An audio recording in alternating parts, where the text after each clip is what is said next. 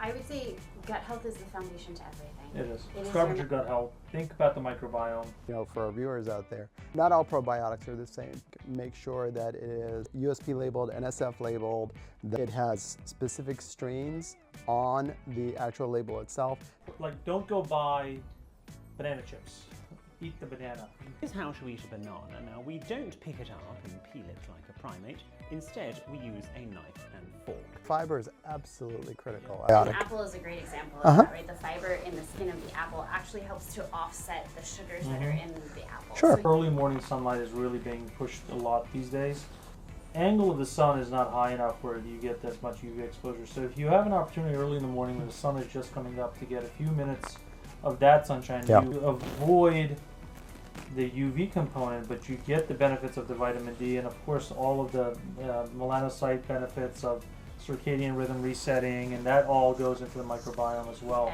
Vitamin D Absolutely. does so much in the body, but it also is a big component in gut health as well. It's a lifelong journey, but the benefits are there. Stronger immunity, better mood, less anxiety. Again, comparing the two, I would always recommend fermented foods first. Sleep. You can't have a gut biome conversation without saying that 7 to 9 hours of sleep is mandatory for you to have appropriate gut health. But you do have to get your steps in, and 10,000 steps is an intentional effort to get your gut biome moving. It is your mental, it's your physical, it's your emotional. One plays into the other. So a good solid foundation will build a strong house. Absolutely. Absolutely, yeah. Really optimistic that medical education is transforming. We are 3 healthcare providers that have come together at the peak of our career with new knowledge, and we're bringing it to our audience. Welcome everyone to Wellness Wired with 2 docs and a nurse. We are happy today to be bringing a podcast subject on microbiome and the benefits to our well-being. Just to kick off our podcast, we always have a slight disclaimer and mentioning that this information that we're about to share in this episode is for educational and informational purposes only. It is not intended to substitute for professional medical advice, diagnosis, or treatment. Although we are licensed professionals, always seek advice from your personal physician or healthcare provider on questions regarding medical conditions or health objectives. And of course, always, if you're experiencing a medical emergency, call local emergency services immediately. Thanks for listening responsibly. And now we're going to dive in. So, today's topic is the microbiome and what that is. And before diving into questions, it's worth noting that there has been a huge gap in this subject in medical education and healthcare for a long time. Most of the 20th century medical education, my medical school, I'm sure Ryan, your medical education, really didn't focus on the microbiome. And it wasn't until really the Human Genome Project that we really started to focus on what genetics are and the fact that bacteria have their own genetic influence. And up to this date now, really medical education and knowledge has been based on the germ theory and pathogen-based education and treatment. So even today, while microbiome science is advancing rapidly, many medical school curricula are really not incorporating that into the education. So in our podcast, we'll bridge that gap and some evidence-based insights. And so with that, we'll do a quick intro again so we know who everyone is. And before we start the questions, a little bit about ourselves. I'm Ludwig Sardarian. I'm a board-certified anesthesiologist. A little bit of background, I got into wellness, biohacking, and anti-aging because of a heart condition I was born with. Arrhythmias are something that have troubled me for most of my life. And in my ripe age of 45, in my 40s, I decided to find some alternative ways that really allopathic medicine wasn't really solving for me. And here we are, and today we're going to be talking about microbiomes. And Ryan? Hello, my name is Dr. Narayan Kulkarni. I am a board-certified hyperbaric medicine and wound care specialist. I've been doing this for about coming on 20 years right now. I've been interested in wellness and wellness topics for well over a decade, looking into not only traditional therapies but also non-traditional therapies, especially the concept of the mind being able to heal systemic conditions, even applying it to wound healing. So it's been an area of interest for a long time, and I'm really happy to be part of this group. I'm happy to be here today. Hey, I'm Chris Wood. I'm a board certified holistic health nurse, and I also have been on a wellness journey for about the last 2 decades, offering amazing health services to private clients as well as in the hospital. How can you help your body to heal itself? That's one of my passions, is really teaching people how to help themselves. So with that, let's get started. Fantastic. So first question for our audience and for our own knowledge, what exactly is the microbiome, Ryan? That's a great question. So the microbiome is actually the total population of bacteria, fungi, viruses that exist on us. Typically, it includes the GI tract, it includes our skin, and it actually also includes the female reproductive tract as well. But in most of today's conversation, I think we're probably going to be talking about the GI tract and specifically bacteria. Dr. Sonnenberg down at Stanford has described human beings as composite organisms or blended organisms, because in all honesty, if you look at the total number of cells that comprises a typical human being, believe it or not, by cell count, we're about 50-50. For every human cell, there is a bacteria to match along with it. So it's really kind of fascinating when you think about that fact that we're about 50% bacteria for cell count wise. And to echo Dr. Sardarian's comment, this is true in medical school, residency training. We are always taught to think of bacteria as the bad guys. Right? They cause infections, period. They cause pneumonia. They cause skin infections. They are responsible for a lot of havoc. Antibiotics. Right, antibiotics, We've right. named Exactly. it. Sepsis is caused by bacteria, and you end up dying. Yeah. So it's right from the very beginning, you are taught to think of bacteria as negative, and media has actually kind of latched onto that because everywhere you go, it's all about killing bacteria, disinfecting this, disinfecting that. So you don't think of bacteria as friendly, and I think the whole point of this, one of the major points that we need to make in this podcast, is to basically teach everyone that bacteria can be very, very friendly, very, very beneficial for us, and that we have to take care of them. Absolutely. So, Chris? Yeah, and I think recognizing that from the very beginning, like the foundation is laid right at birth from like cultivating a solid bacterial foundation, right? And you kind of alluded to that briefly through like the female reproductive tract, like the vaginal birth process really is the foundation of your microbiome. So and then breastfeeding, and there's a whole rabbit hole we could go there, but there's a feedback system where the mother's body can actually interpret which bacteria the baby needs while nursing, and provide that better, more solid foundation for bacterial growth and a start to it. So it really is something that is so important to the foundation of our existence. It's funny you mentioned breast milk.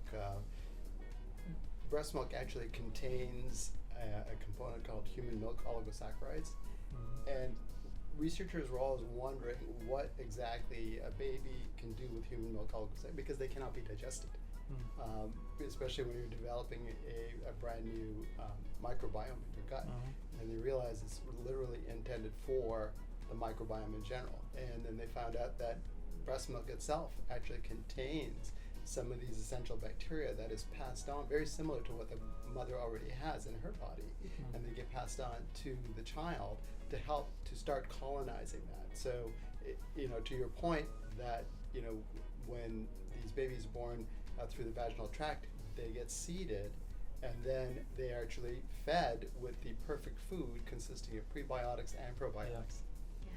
I find it a description of what the microbiome is to humans.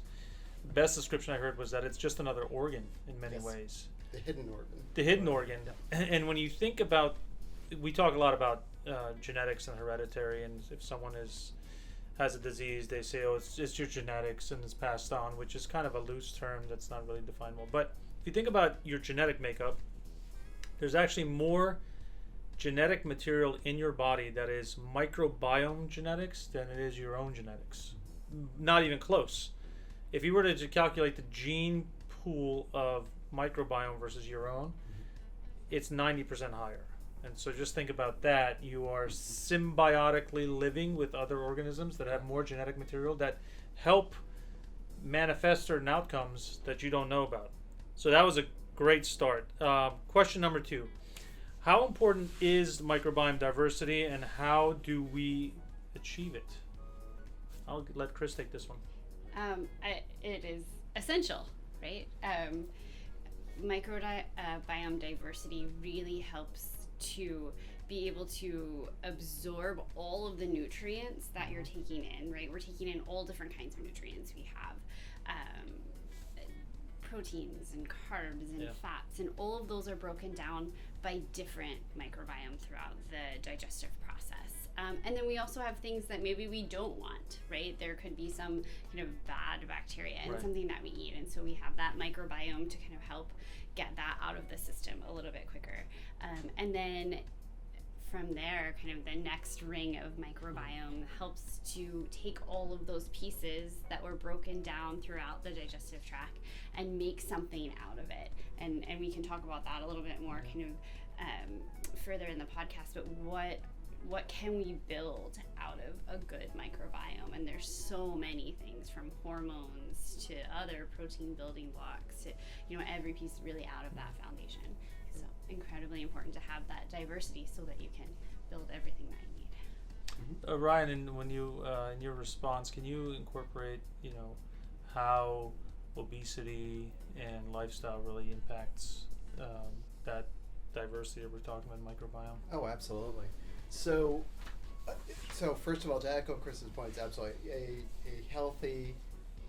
We've noticed that healthy people tend to have healthier microbiomes, and diversity. The more diverse you are, the more strength that you have in that microbiome. So that way, in case there's any insults to that microbiome, that diversity actually helps you, because if you just colonize your gut with certain strains of bacteria and something comes along, an antibiotic or something like that, and just kind of takes those two out, you are subject to pathogens, and then you will end up with certain types of illnesses like Clostridium difficile and that sort of thing.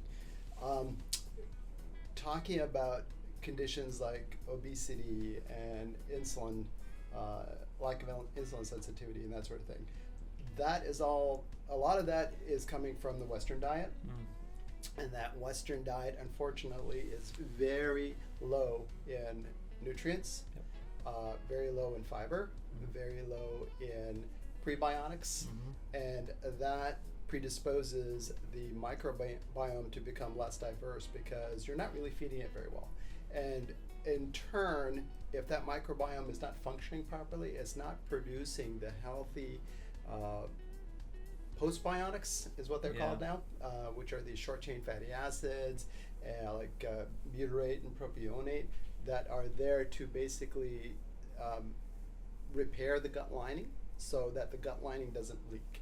So that's what that leaky gut syndrome is, and then that leaky gut syndrome actually ends up causing leakage of a lot of these inflammatory carcinogenic compounds into the system, and that in turn will lead to a variety of disease conditions or even cancers, inflammatory bowel conditions and that sort of thing. So very important. Yeah, I was fascinated to find the linkage between a poor microbiome diverse environment in patients and humans and the link to inflammation. Inflammation is big in people's minds now, but it is directly correlated to that. And the correlation between low diversity of microbiome and the linkage to obesity and autoimmune diseases. It really does increase the vulnerability of the more pathogenic bacteria and microbiome when it leads to infections. What I find fascinating is, By the way, it's been like 12 minutes. So. Okay. In current medical knowledge, what's fascinating is they still treat, even if you go to a gastroenterologist, they treat the GI tract as just like a tube. There's an input and an output, and then as long as we keep the system going, it's not treated as this ecosystem that every single cell is interacting with something else, and it's not just a tube for transport. Right. I think that's where we can touch on the gut-brain axis. Yeah, and absolutely. we have these diagnoses, things like irritable bowel, right, that are just kind of these sort of ambiguous diagnoses. You have this symptom or that symptom. Irritable bowel is linked to your 5-HT receptor. Like there's a misfunction there, which is directly correlated to Just to clarify to our depression. to our crowd and our audience, irritable bowel syndrome is not a it's not a well-defined disease. It's a catch-all phrase. If someone tells you have of exclusion. yes, if you have IBS, it very much means we don't exactly know what's going on. Right. Here. Your bowel is irritated. Yeah. It is upset in some way, and whether that manifests as severe constipation or diarrhea or a flip back and forth, for whatever reason the bowel is not happy, and whether that's a bacterial overgrowth, like a small bowel bacterial overgrowth, and so you're not able to digest appropriately, or the bacteria is imbalanced there, or if it is just more related to increase in those anxiety related hormones, so that you are just moving stuff through the GI tract in a very rapid manner, so you end up with more of a diarrhea like symptom.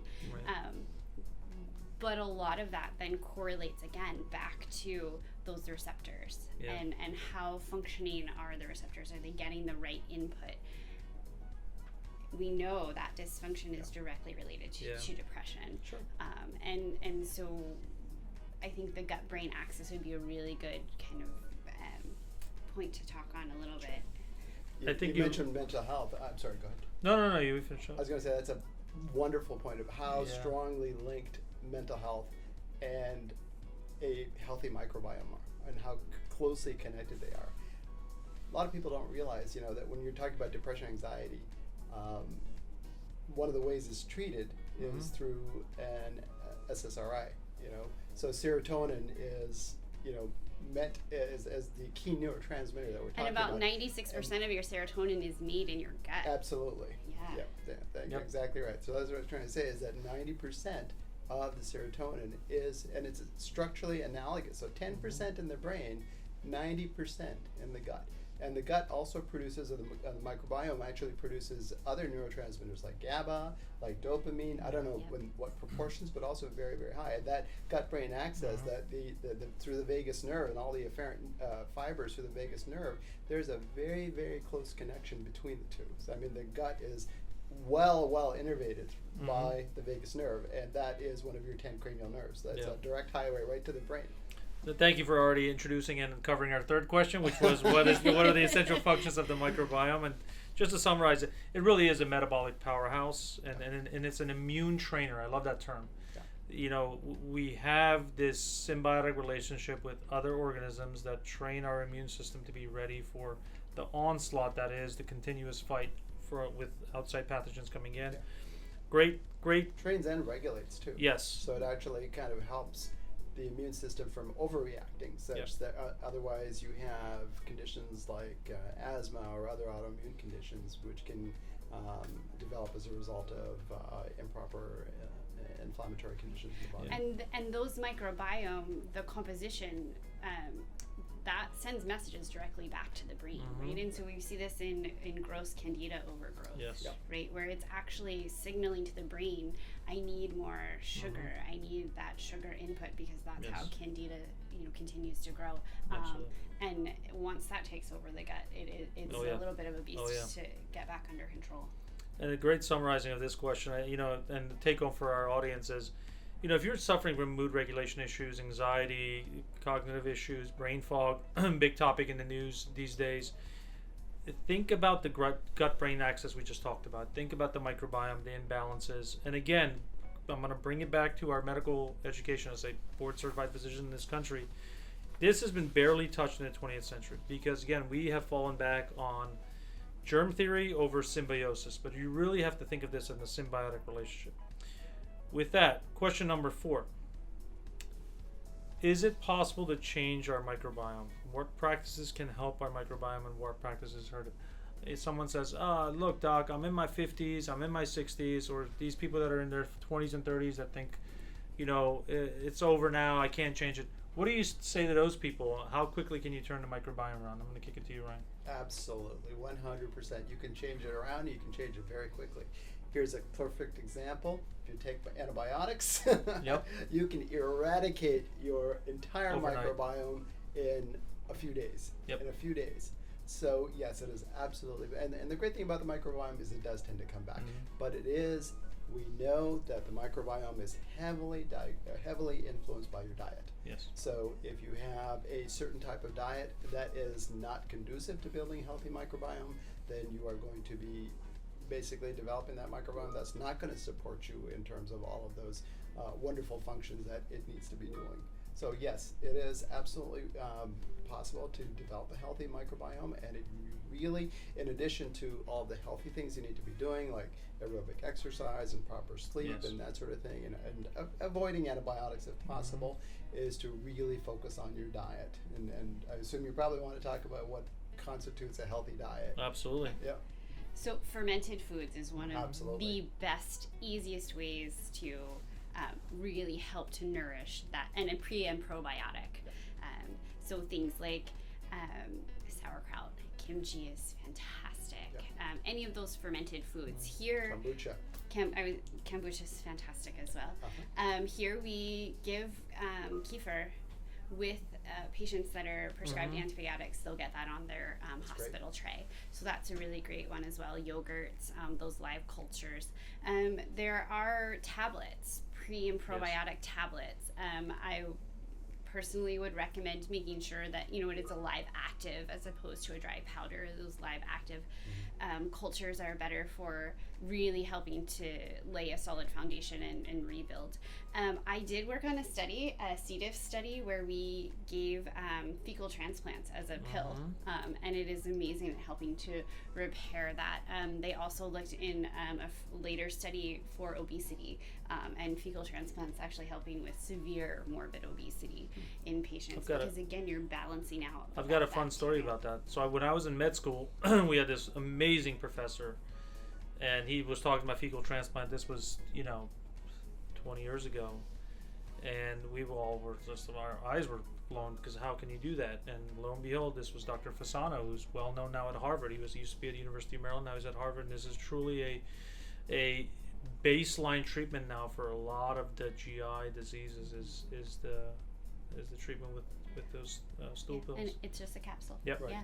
Yeah, unfortunately, from the research that's being done at Stanford by Dr. Sonnenberg and Dr. Davkita at Cedars-Sinai, what they had to say was that it's really, the data is there, definitely to support C. diff, but unfortunately for inflammatory bowel conditions, it's still mixed. So they're still not where they need to be in terms of optimizing treatment regimens, whether it should be oral versus rectal, what kind of strains need to be developed. And I think there's a tremendous amount of opportunity using even precision medicine and AI to determine what would be the best ways to try to treat these conditions manipulating the microbiome. Absolutely. Yeah. And to take home, I think, from how quickly can you improve your microbiome or damage it.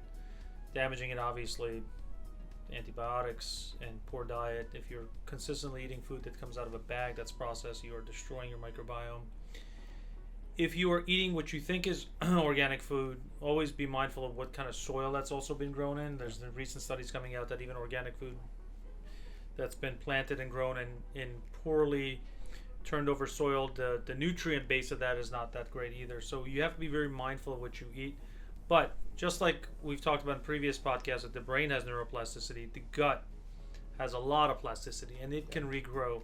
And a beautiful image I want to leave our audience with, and we'll move on to the next question, is your gut biome is really like a coral reef. When you look at a coral reef, it's a beautiful amalgamation of different organisms that live together, and it's beautiful, it's gorgeous. It feeds the community, it is the community, and it just produces things that are good for the earth. And so think of your microbiome as a coral reef in many ways, and there are things that can damage it. One point I just wanted to make about detrimental foods, just to elaborate on the whole processed foods comment, really things like focusing on artificial sweeteners, emulsifiers, colors, dyes, that sort of thing. That's what we're talking about in terms of processed foods. Absolutely. That those are actually actively destructive to the gut lining. And even in foods that people think are healthy, like your oat milks, right? There are so many emulsifiers Or highly and processed big vegan sugars. foods. Yeah. Highly processed vegan foods. Yeah. Absolutely. Same way.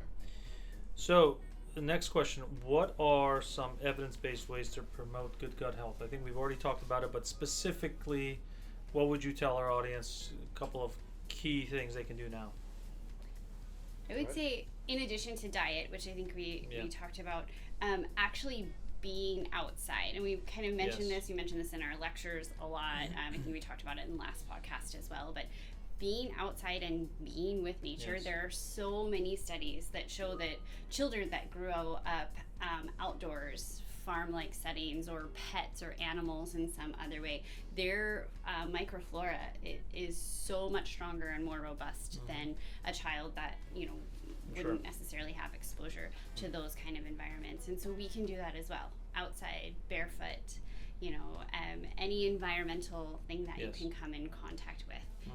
Definitely would help. I'm gonna intervene here and say something that's slightly controversial depending on politics, but we were wearing masks during COVID for obvious reasons. There was a respiratory outbreak, but I still see a significant amount of mask use outdoors in beautiful weather. And again, if you're just going to approach it from a microbiome health standpoint, you're out in open weather, you need to be able to breathe in the air. You need to be able to touch the soil. You need to get dirty. You need to get exposure. And so the mask is actually destroying your exposure to those organisms that need to get inside of you to really build the immune system. Right? Yeah, no, completely agree. Just want to echo you two, and also aerobic exercise, the importance of sleep, and also when you're talking about diet, it's people may have that question, well, if I just take probiotics, is that the same, right? So I think we should probably touch on that before the end of the podcast. Is just, I would recommend, if possible, to really focus on fermented foods more. Try to incorporate an element of fermented foods several times a week, as opposed to just taking probiotics, because there is some variability with the probiotics that you can get. And I don't know if that was a question that you had or not, but we can certainly talk about that here in a second. But I would definitely focus on including fermented foods into your diet, as opposed to just relying on probiotics, which may not be the same. Absolutely. And you're going to get that a more robust variety as well. So if we're really talking about diversity. Prebiotics and probiotics together, and postbiotics. So you're going to get everything. And you hear a lot about fiber as well, and that's another key component. That's why we really bring up the importance of eating greens and fruits and bananas and garlic, and these are the type of foods you want to somehow incorporate. But the less, don't go buy banana chips. Eat the banana. Don't go buy the garlic pills. Try and use the actual garlic in your food. Right. And fiber is absolutely critical. Absolutely. The fiber, an apple is a great example of that, right? The fiber in the skin of the apple actually helps to offset the sugars that are in the apple. So you get the good sugars that you need, but all of that extra you are pulling back out, so you're not getting this massive spike in blood sugar or feeding the bad bacteria that we don't want. Another piece to environment that I wanted to touch on before we move on is sunlight. Yes. So vitamin D does so much in the body, but it also is a big component in gut health as well. So as much natural sunlight, being outside for as much as you can without a sun protector, sunscreen, something like that, and just getting that natural sunlight. And for those that are worried about sunlight, UV exposure, I mean, this is why early morning sunlight is really being pushed a lot these days. The angle of the sun is not high enough where you get as much UV exposure. So if you have an opportunity early in the morning when the sun is just coming up to get a few minutes of that sunshine, you avoid the UV component, but you get the benefits of the vitamin D, and of course all of the melanocyte benefits of circadian rhythm resetting, and that all goes into the microbiome as well. Ryan, you had a thought. I was interrupting. No, I was just wanted to. I thought we were going to talk about probiotics because I know there's a question in terms of, when I'm prescribing antibiotics for patients, it's like, should I be having a probiotic? So I definitely would like to talk about that during this podcast if you have a second. You can. This is a good time for that. So if we leeway into it, I just want to make sure that for our viewers out there, not all probiotics are the same. Yeah. When you're looking at buying a probiotic, make sure that it is USP. It has USP labeled, NSF labeled. That it has specific strains on the actual label itself. That there's an expiration date for that particular strain. And that there should be a CFU, or colony forming unit count, and that range should be between 1 to 10 billion or so. Great point. I found a really good website called usprobioticguide.com, and that actually lists all the different brands of probiotics that are out there, specifically for that are oriented towards certain types of conditions. So if you have inflammatory bowel conditions, then these are strains that have been actually developed to try to treat that. There is actually one out there called Pendulum that's specifically been developed to treat patients who have insulin sensitivity issues. So there's a variety of different things that are out there. So it's just something to be aware of. But again, comparing the two, I would always recommend fermented foods first. Sure. But if you don't have a choice, if you're traveling to a country where there's travelers associated, travelers diarrhea, or you've just had antibiotics, always a good idea to take supplementary probiotics too. Yeah, it's a great short-term boost. Two other components I think go with nutrition that is going to basically come up on every conversation we have is movement, sleep. You can't have a gut biome conversation without saying that 7 to 9 hours of sleep is mandatory for you to have appropriate gut health.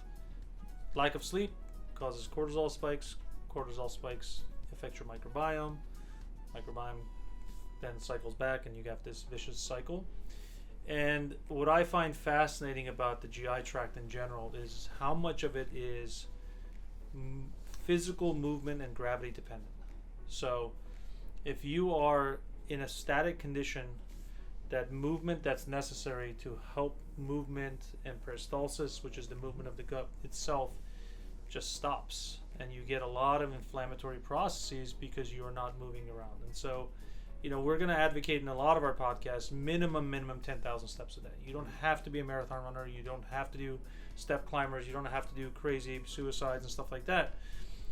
But you do have to get your steps in. And 10,000 steps is an intentional effort to get your gut biome moving, your intestinal lining, doing its thing. And really, I think it's an easy way to get some benefits.